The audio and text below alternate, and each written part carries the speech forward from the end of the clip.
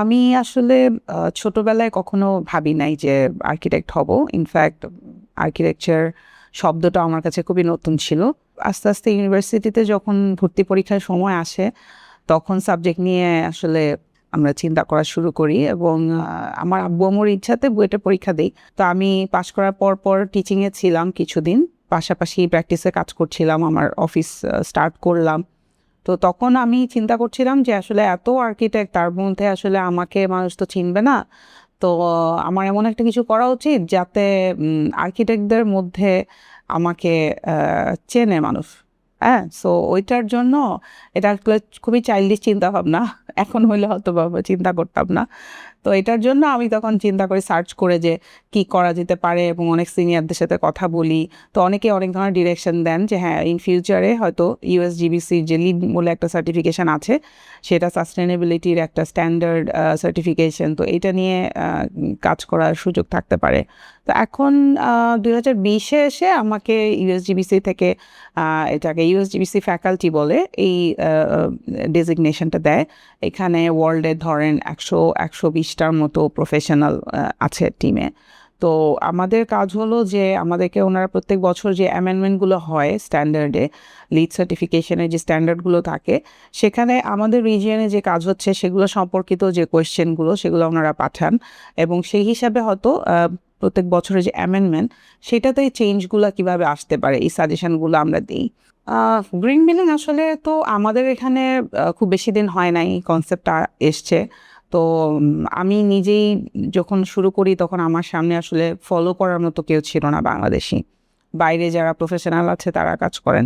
তো এখানে আসলে মিসকনসেপশনের কোনো শেষ নাই।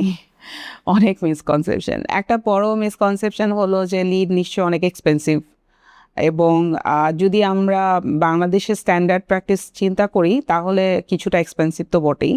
কারণ এখানে একটা অথরিটিকে আপনার পে করতে হচ্ছে, আবার আপনাকে নিয়মও মানতে হচ্ছে। এই জায়গাটা তো আসলে আমাদের দেশের মানুষ অভ্যস্ত না।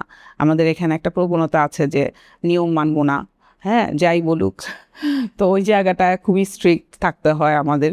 অনেকেই আছেন মনে করেন যে আমার ফ্যাক্টরিতে বা আমার এই প্রজেক্টে ছাদে আমি টবে কয়েকটা গাছ লাগিয়েছি, তার মানে এই প্রজেক্টটা নিশ্চয়ই সাস্টেনেবল। এবং অনেকে আবার সার্টিফিকেশনের ব্যাপারটাকে সাস্টেনেবিলিটির ডিজাইন অ্যাসপেক্টের সাথে খুব কনফ্লিক্টের জায়গায় নিয়ে যান।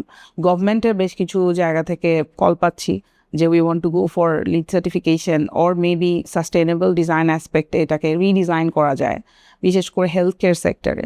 সো দ্যাটস ভেরি ইন্টারেস্টিং যে সবাই এখন ভাবছে যে আমরা পরিবেশ বান্ধবে যাব, তার মানে নিশ্চয়ই এটার কোনো না কোনো পজিটিভ ইম্প্যাক্ট ওনারা দেখতে পাচ্ছেন। বাট অল্প কিছু চ্যালেঞ্জের মধ্যে কিছু হলো ম্যাটেরিয়াল প্রকিউরমেন্ট করাটা একটা কঠিন ব্যাপার, কারণ আমাদের এখানে সার্টিফাইড ম্যাটেরিয়াল পাওয়া একটু কঠিন। সো ইম্পোর্টেড অনেক ম্যাটেরিয়াল ইউজ করতে হয় কিছু কিছু ক্ষেত্রে। আর একটা হলো প্রফেশনাল কম, সেহেতু আমরা চাইলেই খুব সহজে আমার ক্লায়েন্ট একটা সাস্টেনেবল প্রজেক্ট ডিজাইন করতে পারেন না। মোস্টলি আমরা যখন ডিজাইন করি আমাদের তো বিভিন্ন ধরনের প্রজেক্টে আমরা কাজ করি, ইন্ডাস্ট্রিয়াল, কমার্শিয়াল, হাই রাইজ। আমি যাই করি সেটার মধ্যে সাস্টেনেবিলিটি থাকবেই। সেটা সার্টিফিকেশন হতে পারে, নাও হতে পারে, বাট সাস্টেনেবল ডিজাইন আইডিয়াটা আমার এখানে থাকবেই। অ্যাজ এ উইমেন আর্কিটেকচারে প্র্যাকটিস করাটা আসলে খুব কঠিন।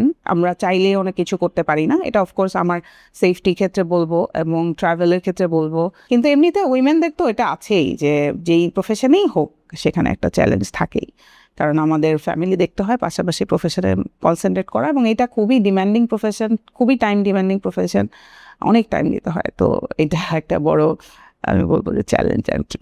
কেউ যদি চায় এখন এই সময়ে একটু ছোটো থেকেই স্পেশালাইজেশনে কনসেন্ট্রেট করে কাজ করতে পারে, তো এইটা আমি বলবো একটা বড় সুবিধা এবং আমি বলবো এটাই করা উচিত। কারণ পৃথিবীতে অন্যান্য দেশের আর্কিটেকচার প্র্যাকটিস যদি দেখি, সবখানেই তাই হয়। কেউ যদি একটা বিষয় নিয়ে স্পেশালাইজেশন করে, সেই বিষয়টাকে নিয়েই সে ক্যারিয়ার পার্সু করে এবং ওইটা নিয়েই সে ডিজাইন অ্যাসপেক্টগুলো নিয়ে কাজে লাগায়। আমরা প্রতি মুহূর্তেই ফিউচারিস্টিক চিন্তা করি। আমি এখন দাঁড়ায় যে ডিজাইনগুলো করছি সেগুলো আফটার 50 ইয়ার্স যেন কন্টেম্পোরারি থাক। আমরা চাই যে আরও বেশি, যত সংখ্যক বেশি ক্লায়েন্টকে কেটার করতে পারি এবং আমার কাজের এক্সপিরিয়েন্সগুলো ডে বাই ডে আরও ভালোভাবে কাজে লাগাতে পারি, ইমপ্লিমেন্ট করতে পারি। তো এই জায়গাতে আমার ফিউচার প্ল্যান আছে আর কি।